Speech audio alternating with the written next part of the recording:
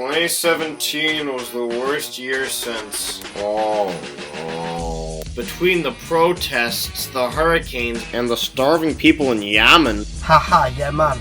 This year couldn't have been worse if it was a family gathering full of people that I only see once a year. I don't care about your Yorkie going to dog school, Sheila. Where's the money you said I'd get for my birthday? You think this Millard Fillmore coin is gonna buy itself? So before 2018 begins, I feel it's appropriate to look over 2017 for the good, the bad, and the Steven Tyler.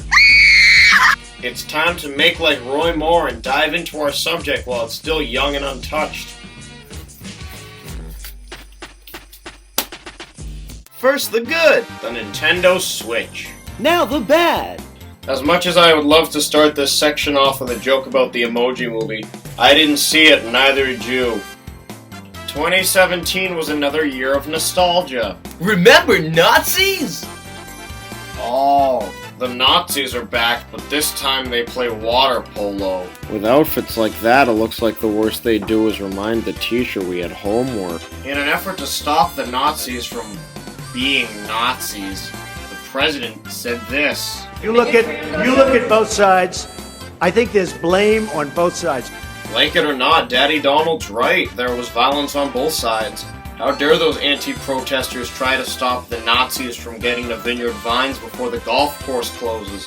Their gelato is gonna melt! With outfits like that, it looks like the worst they do is remind the teacher we had homework. This isn't what Jill Stein would do. Why isn't she in the White House? Fentanyl, fentanyl, fentanyl, fentanyl, fentanyl, fentanyl, fentanyl. 2017 saw a giant increase of opioid-related deaths in America, which doesn't seem like an issue you'd expect to see on my YouTube page. But guess what? Trailing slightly behind West Virginia, New Hampshire has the highest drug overdose death rate of anywhere in America. At least in 2015, a number that's only gone up in the last 2 years. And that's because Manchester, New Hampshire has the highest fentanyl death rate per capita of anywhere in America. Guess where Manchester, New Hampshire is? Just a few miles away at my frickin' house! Remember when you were a little kid and you never wanted to take cough syrup? Well, now they're doing it for fun! I don't get it. The worst part of being sick is having to take pills. Why would you do it for fun? And at the risk of making this sound like an actually serious video, very little is being done to stop these things from happening. In all fairness, it's difficult. It's not like people are gonna stop making pills. But how do we make kids stop taking them incorrectly? I don't know! This issue hits too close to home. So let's get even closer!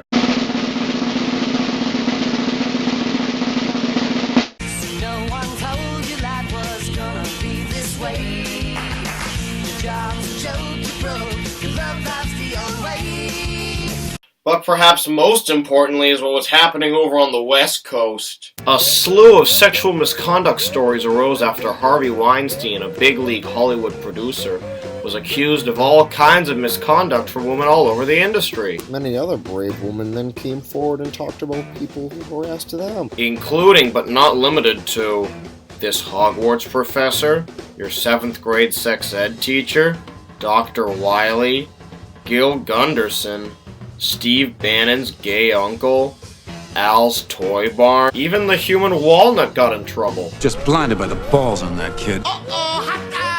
Good thing I didn't know anybody who got in trouble. Yes, as many of you have pointed out, Chris Savino, a good friend of mine, or at least an ex-good friend of mine, and a former guest of Cartoons vs. Cancer, was accused of sexual harassment and thus suspended from a spot at Nickelodeon. Another thing many have pointed out is the fact that there has not been a new episode of my show in 6 months.